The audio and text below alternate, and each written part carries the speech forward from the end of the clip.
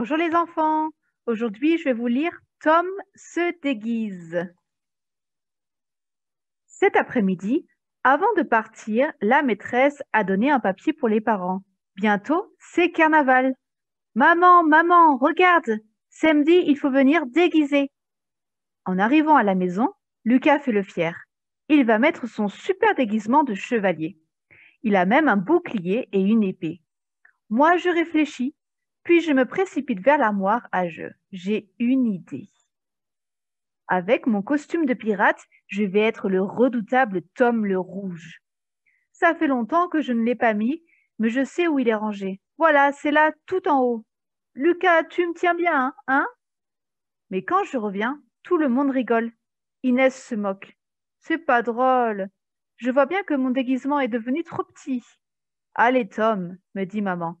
Je sais que tu vas avoir une idée formidable. Je pourrais être Zorro, avec un masque noir, et personne ne me reconnaîtrait. Ou un clown, comme celui que j'ai vu au cirque. Non, plutôt Robin des Bois.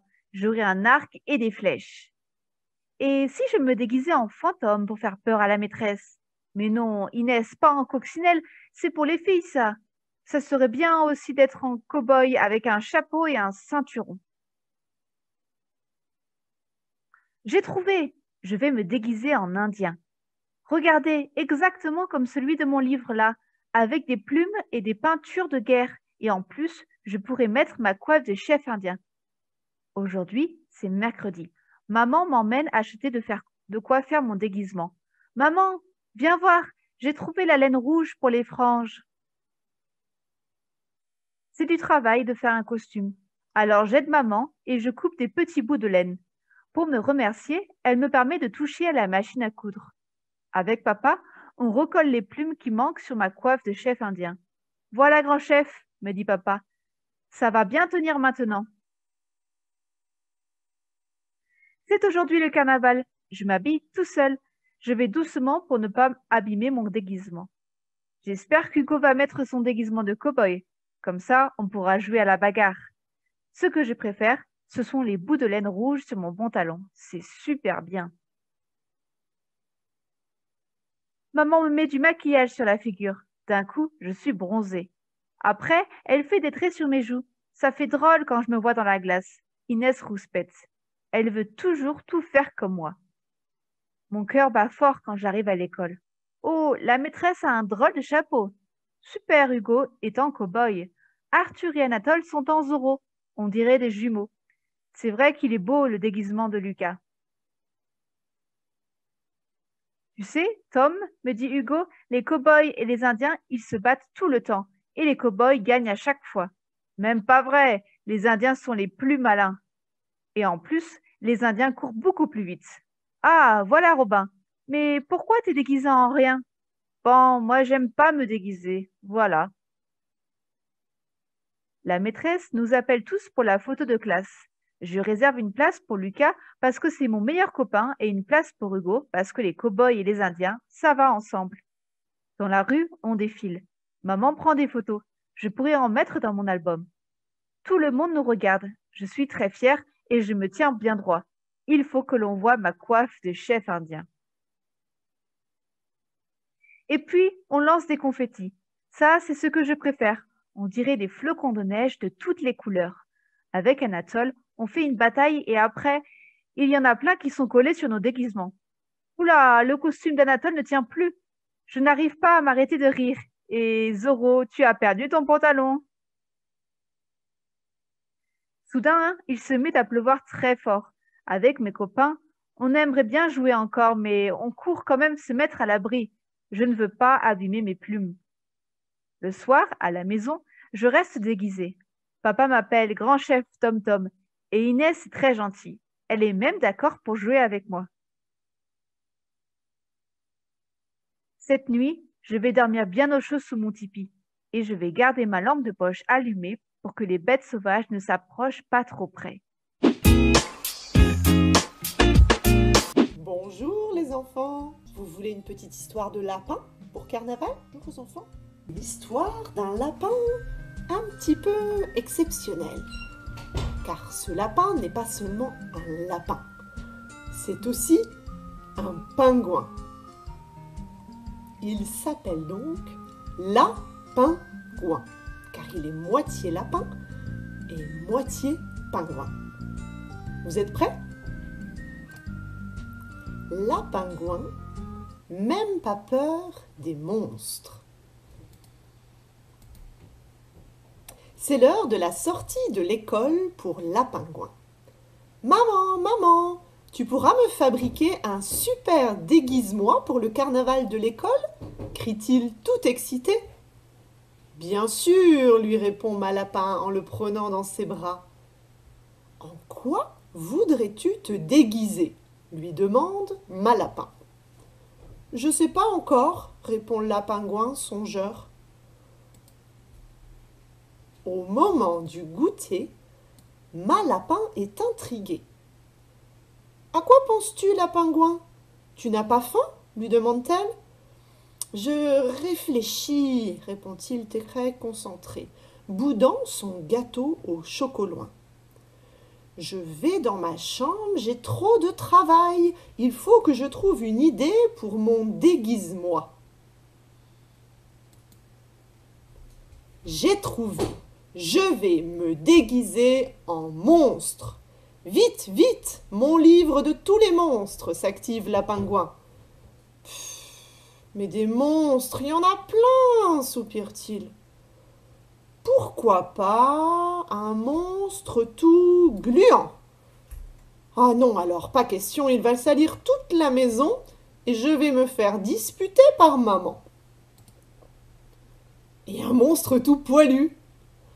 Je vais avoir trop chaud et aussi plein de nœuds qui vont me faire mal. Un monstre géant alors, le plus grand de tous les monstres. Mais je pourrai plus rentrer dans ma maison, ni jouer dans ma chambre, soupire Lapingouin désespéré. Dans son bulle-au-bain, tout moutonneux, Lapingouin souffle dans la mousse qui vole comme des flocons de neige. Un monstre des neiges. Ah non, gla, trop froid, grelotte Lapingouin. Au dîner, Lapingouin, embêté, explique à Papingouin qu'il ne sait pas quel monstre choisir pour son déguise-moi.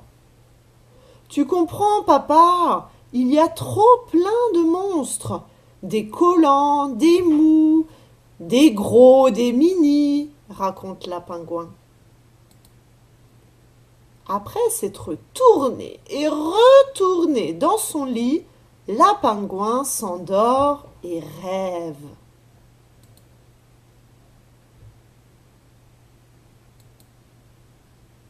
Lapingouin avance, courageux comme un aventurier.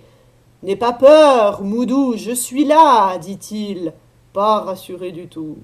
Soudain, Lapingouin entend un drôle de bruit de gargouillis. Face à lui, un monstre, emboulé comme un hérisson, est en train de pleurer. « Pourquoi tu pleures? T'as peur du noir? T'es perdu ?» le questionne Lapingouin. « Je suis tout seul !» gémit le monstre sanglotant.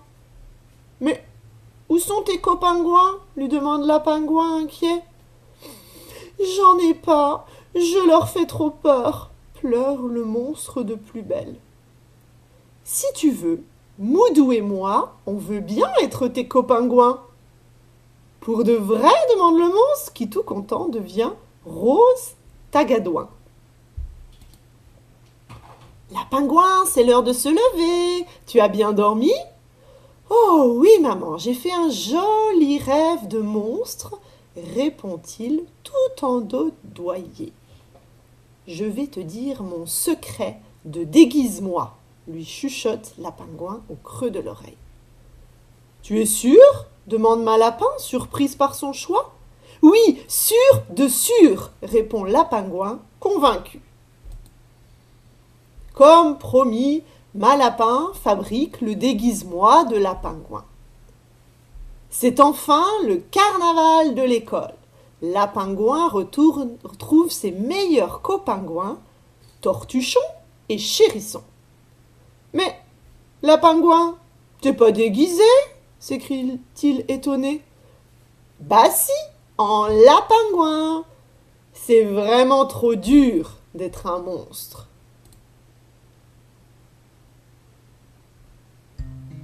C'était donc Même pas peur des monstres, Lapingouin de Carole Anne Boisseau, Masami Mizusawa, aux éditions HC et grâce à Culture Tech. J'espère que cette histoire vous a plu et je vous souhaite un joyeux carnaval. Au revoir les lapins. Nous allons lire une histoire qui s'appelle L'âne Trotro se déguise. C'est parti. Aujourd'hui, Trotro a décidé de se déguiser en tigre. Pour commencer, il se déshabille. Ensuite, il se peint des rayures de tigre sur tout le corps.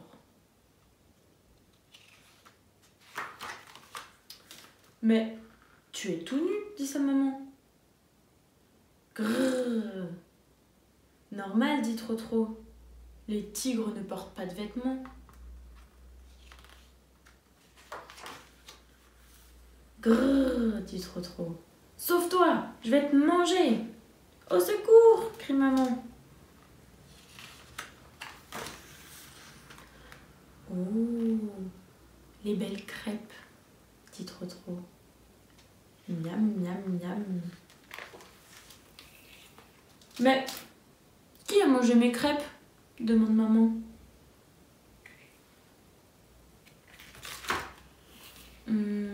Pas moi, répond Trotro. Les tigres ne mangent que de la viande. Et voilà. Nous allons lire ensemble un livre qui s'appelle Le Carnaval.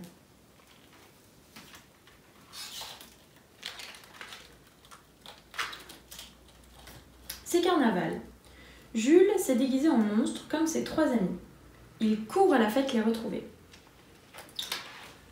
Sur le chemin, Jules croise une bande d'enfants costumés en animaux. Il crie, étonné. « Hé, mais vos têtes ne vont pas avec vos pieds. Attendez, comment tout arranger ? »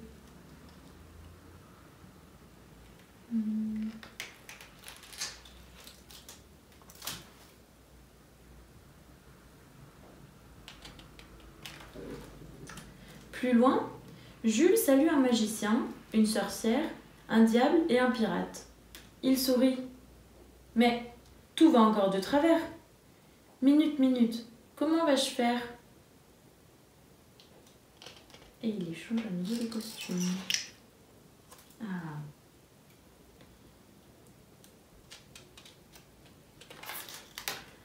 Oh, Jules n'en croit pas ses yeux. Un dragon géant le dépasse en grognant. Jules est un peu jaloux et il se moque. Pff, les dragons, ça crache du feu.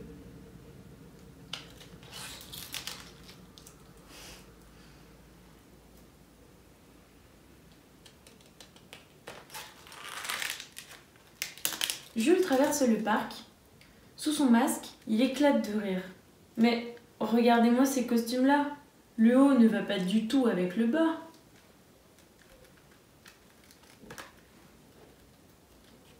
Et il change à nouveau les costumes.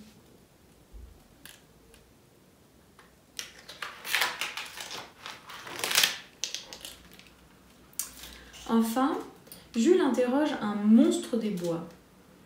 « Je cherche 3 petits monstres comme moi. » Une énorme voix lui répond. « 3 petits monstres comme toi ? 1, 2, 3, nous voilà !»